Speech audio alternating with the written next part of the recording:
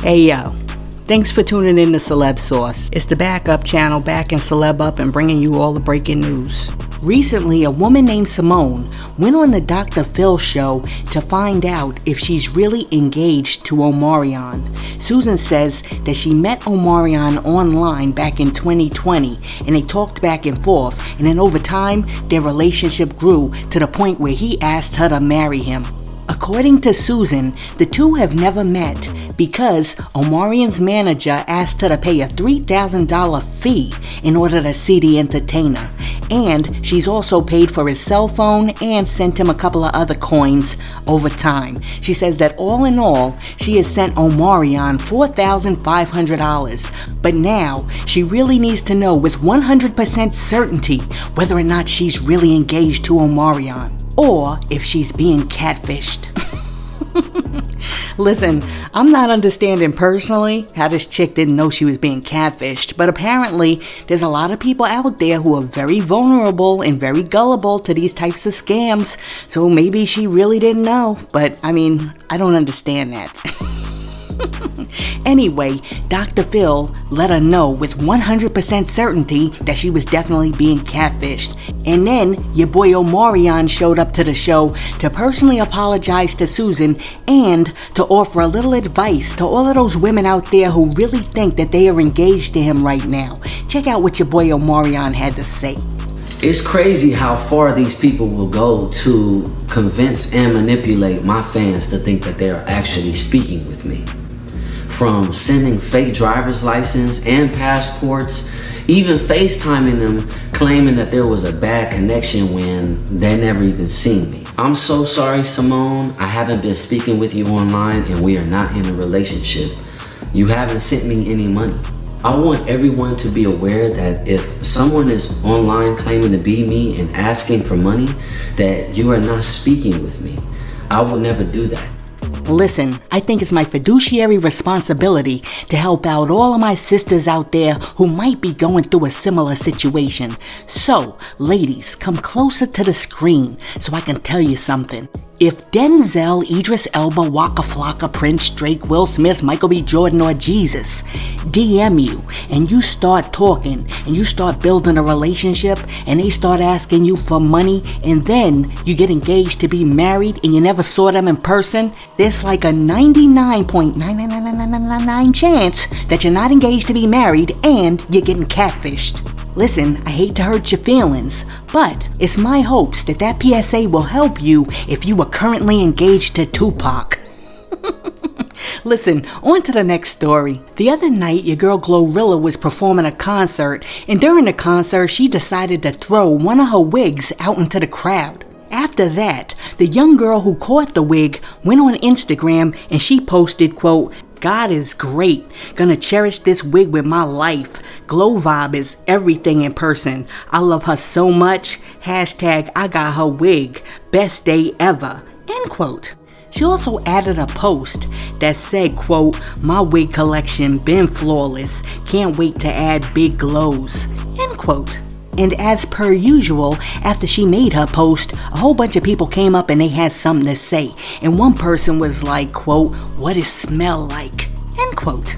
Well, a few days after that post, the young girl went viral after she posted another pic of her rocking Glow's wig. Listen, I don't rock wigs, so I really don't know like the wig etiquette, but I wouldn't feel comfortable rocking a stranger's wig. To me, that's too close to the vest. That's like rocking somebody else's drawers. I mean, I could understand if it was like your sister's wig or your best friend's wig, but a stranger's wig, I don't think I could do that. But once again, I don't know the rules of the wig piece, so let me know in the comments. Ladies, would you rock Glorilla's wig? And dudes, would you want your chick rocking Glorilla's wig? Now check it out. The other day, one of Janet Jackson's fans posted some old steamy concert footage of Janet online. You know how Janet used to like to be in control, so she would call some dude up on stage and she would do her thing. Well, after the video clips went up, Janet Jackson's nephew TJ, which is the one that looks like the other one, that looks like Jermaine, that looks like Tito, but the other one that has like more gel in his hair than the other one, yeah, that one, came in a comment section and he said he doesn't like like when his aunt performs like that because he feels that she's not only degrading women, but objectifying women. TJ said, quote, "I never like when she did this in concerts either. I don't like when females are overly sexualized in art. It degrades and objectifies women in a way that's not healthy. I prefer the That's the Way Love Goes Janet. I love black women. I wish you would respect the black women we put in our music videos, and if you were really serious about making a difference, stop supporting the negative image many black celebs today portray. WAP was not a good look that deserves your energy. To all the black women out there, know your worth. I truly believe you are the strongest beings on the planet. Don't sell yourself short. Become the queens you are meant to be. Hashtag love always." End quote. I don't know. Do you think that little TJ is being a little oversensitive because Janet Jackson is his aunt? And is it fair to put Janet Jackson in the same category as these young girls who are out here now, like Meg Thee Stallion and Cardi B? I mean, personally, I put Janet Jackson in a whole different category, and Janet's performances were always alright with me. But that's just me. I want to know what you think. Do you think that Janet Jackson helped to empower black women? Or do you agree with her little nephew TJ, who thinks that her old performances contributed to the over-sexualization and degradation of black women? Now, check it out. Earlier in February, your boy Bryan Cranston from the show Breaking Bad went on the Bill Maher podcast, and while he was on the show, him and Bill Maher got into an argument about critical race theory, and Bryan Cranston was like, "I feel like critical race theory should be taught in the schools." And now, Bryan Cranston is doubling down on those remarks. The other day when he was on the show Who's Talking with Chris Wallace, his debate over CRT with Bill Maher came up, and Bryan Cranston said, quote, "I think it's imperative that it's taught, that we look at our history much the same. I think that Germany has looked at their history and the involvement of the World Wars I and II and embraced it and say, this is where we went wrong, this is how it went wrong, this is why it can't go wrong again." End quote. After saying that, Cranston went on to talk about how America fails to deal with its racist past and present. Cranston said that part of the problem is that when we talk about it, we say, well, 400 years of slavery? Yeah, but we're moving on. And it's like, no, let's discuss it. How did that happen? How did we get to a point where we treated other humans as slaves? And we're okay with that? End quote. Cranston also said that he believes it's up to white people to open themselves up to the idea that white privilege exists. Cranston said, quote, "It's to teach us in the woke world to open up and accept the possibilities that our privilege has created blind spots for us, and maybe I haven't seen what is really happening yet in all my years." End quote. Listen, I loves me some Bryan Cranston. And before you come in the comments say anything, no, I don't love him like that. I love his acting. And I'm glad that Bryan Cranston is at least trying to be out here trying to lead people to the truth. So my commentary today is not going to be necessarily about what Bryan said, but instead it's going to be focused on critical race theory.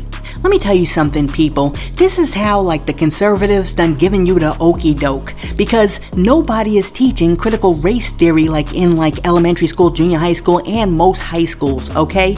What they want to stop is the teaching of accurate US and global history, and they're only calling it critical race theory to scare white people. Why? Because they know that the Willie Horton effect works. Because what critical race theory actually is a college-level concept that is usually taught in law schools and sociology classes and other classes along those lines. And contrary to what DeSantis and all of them want you to believe, critical race theory is only a sociological, legal, or psychological perspective which believes that there are biases baked into America's institutions, especially its legal system. Therefore, critical race theory is no different than Karl Marx's conflict theory or Emile Durkheim's functionalist theory or game theory.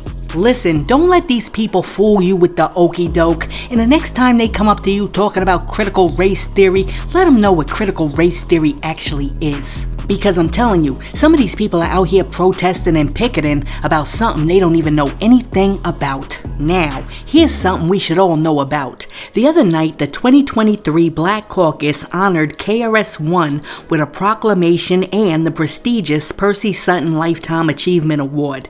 KRS was given the award not only for his artistic achievements and activism, but also for the establishment of his Temple of Hip Hop, which is his international hip hop preservation ministry, archive, school, and society.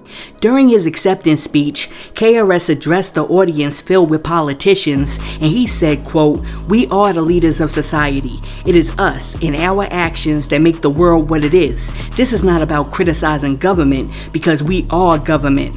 All of y'all mayors, your senators, your congresspeople, your president comes from the people. If we could somehow raise the consciousness of our people, we will also raise the consciousness of our government. This is a bottom-up solution. Here's a solution. In every area of a city, there's an area that nobody goes in or pays any attention to. It's underdeveloped. Every city has one. Hip-hop is asking that you give us that area of your city, meaning the same way you have a Chinatown or a little Italy or a little Armenia and little Greece, have a little hip-hop." End quote. KRS went on to say that the area would be called Hip-Hopia. Listen, your boy KRS is off the hook, but I gotta give him credit because he is trying to preserve the history of hip-hop and progress hip-hop culture. And to tell you the truth, I didn't even know he had a school called the Temple of Hip-Hop. So when I read this story, I went online and I checked it out. And you know what? In the first course, KRS goes over the origins of hip-hop. Check out what your boy KRS has to say. From the very beginning of hip-hop's existence in the Bronx in 1973, we have been living and methodically documenting, collecting, and accumulating the material and immaterial existence of hip-hop. We do this with the intent to pass such cultural knowledge on to those hip-hoppers who are to come after us. I am KRS-One, founder and teacher of the Temple of Hip Hop, which is a hip hop preservation ministry, archive, school, and society. In his book, Hip, the History, John Leland writes, quote, "Clarence Major, in his study, Juba to Jive, a dictionary of African American slang, traces the origins of hip to the Wolof verb hepi, to see, or hippie, to open one's eyes, and dates its usage in America to the 1700s. So, from the linguistic start, hip is a term of enlightenment, cultivated by slaves from the West African nations of Senegal and coastal Gambia," end quote. Now, this bit of information is culturally important to African Americans in particular because it is from the west coast of Africa, places like Senegal and coastal Gambia, among other places, that many of our African ancestors are said to have entered slave ships on their way to the Caribbean and to the Americas. We are told that over 90% of the people to leave Africa left from Africa's west coast, from the Atlantic coast of Badagry and Cotonou, also known as the Port of No Return, and Gorée Island in Senegal. Among these captured people, however, were artists, poets, and dancers of all sorts. KRS went on to say, quote, "Hip-hop is a global state of mind, and this is evident by the world's acceptance of it, and by hip-hop's original founders and many of its cultural pioneers coming from the Caribbean outside of America.